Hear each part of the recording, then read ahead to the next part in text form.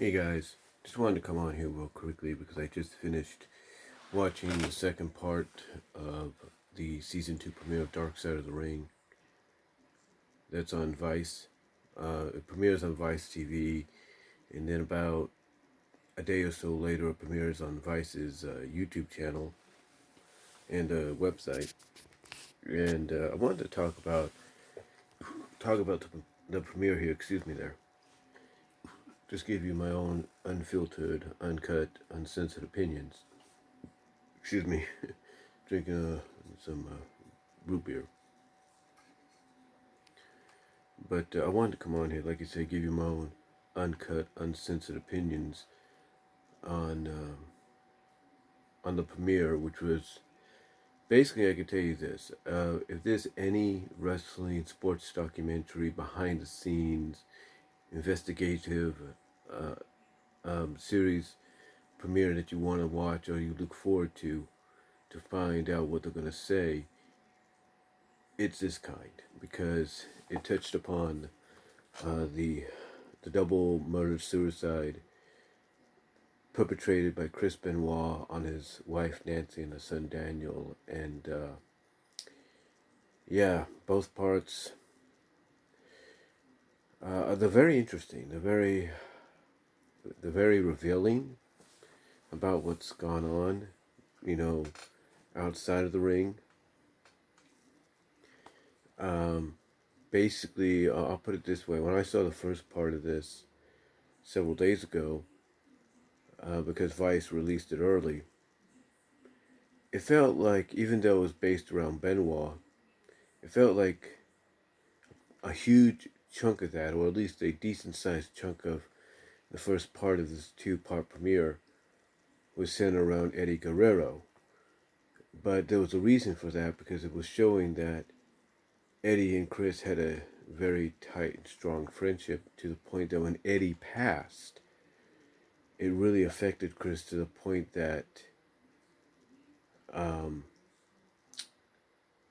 think Jericho said it best, like, in the second part, I think Jericho said it best, that, you know, that you had a feeling Chris would be next. Like Chris, because everybody just said it best. Like they said, Benoit wasn't, the same after that, and um, and I think Jericho kind of said it best in his own way, that it felt like Benoit would be next. And they went into a lot of detail here. I will say that they went into a lot of detail. Things that we already knew, some things we didn't know. It's just one of those documentaries that you really have to let sink in, because I think Alex, formerly Deluxe Man, said it best when he reviewed it. It reminds you of where you were that day. I remember where I was, honestly. I was a few months away from moving. Well, several months away, I should say. And I was working for Walmart in Lawrence, Kansas. And it was like, I remember what was going on too, because I was working as an unloader, or as they call it, cap team member, on the afternoon, evening side of things. And I remember always being a fan of wrestling. So when I would get time off, I would go and I would watch Monday Night Raw, or at least try to catch up with it. I would watch ECW, because Raw was on Mondays, ECW was on Tuesdays, TNA was on Thursdays, and I think at that time SmackDown was on Fridays. So I tried to watch all of them. And it was during the time that I was watching WWE, that they were going through that whole who killed Vince McMahon storyline, not knowing that pretty much they were going to have to scrap that entirely because of what happened. And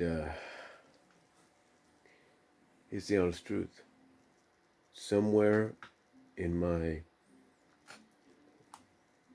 totes packed away I'm in my room here. I think mostly in my totes packed away in the garage. At that time, I had a ILO, I think it was, yeah, an ILO DVD recorder. And it was on that DVD recorder that I recorded the very show, the memorial show that they did for Chris Benoit. And then I recorded the ECW the next day where they pretty much said, yeah, this is the last time you're going to hear anything about Benoit. Ever. So, I know where I was, and basically, I have the evidence of the show that if you try to look for that memorial show on the WWE Network, forget it. That memorial show pretty much does not exist unless you were fortunate enough to record it, which I was. Um, but yeah, basically they were building Chris up. He was supposed to take on CM Punk for the vacant ECW title at the Night of Champions, or Clash of Champions, Night of Champions, I think. And because what happened, they had to put John Morrison in there to take his place because he didn't show up. And this was when Morrison was at the tail end of his Johnny Nitro gimmick. So they had to do something to switch things, to kind of freshen things up, or try to give people what they promised, an ECW championship match. But yeah, this really goes into a lot of details about, you know, of how Chris began from his days in Japan as Wild Pegasus and Pegasus Kid. Said to days in Japan as Pegasus Kid, Wild Pegasus, to ECW, mostly WCW and WWE. And it was just, and again, it's just one of those things you have to watch and really see to really get a gist, an idea of what really happened. Get details that, WWE does not put out or even want to talk about if they bring it up. So, again, it's, like I said, it's a very intriguing, very in-depth, it's like, you got to really focus on it and really pay a lot of attention because, being a fan, it's going to hit you hard. It's going to remind you of exactly what occurred. And, it's going to, really give you a lot more, again, like I said, it's going to give you a lot more detail about what's going on than I think you would expect. So, overall, though, I definitely highly recommend it. You may have to take a couple of opportunities to have to, whether you watch it on demand through your cable system or YouTube, you probably have to take a couple of watches just to get fully through it. And yeah, that's all I'm going to say on it. But I would highly recommend watching this 2-part premiere because it'll be worth it. It'll be worth it. Again, you may have to, pause it on several occasions to take it all in, to catch a breather and be like, oh, okay, give me a moment, and then go back and watch it because it's one of those kind of documentaries, believe it or not. So, again, though, I highly recommend watching it. The next one they're gonna do is on New Jack, and then I think the one after that is the Brawl for All. Then it's Jimmy Snuka, and then it's Dino Bravo, and then the others they don't have scheduled yet, but we'll find out soon about those. But this one is 2-part premiere, whether you watch it on demand, on the cable system, or YouTube. Again, it's one of those you may have to pause a few times to really take it all in before you finish it. So, I highly recommend watching it, and that's all I'm going to say, guys. And I do recommend watching the first season of Dark Side of the Ring because it's really good. This is a very intriguing, in-depth wrestling documentary series that I think you'll enjoy.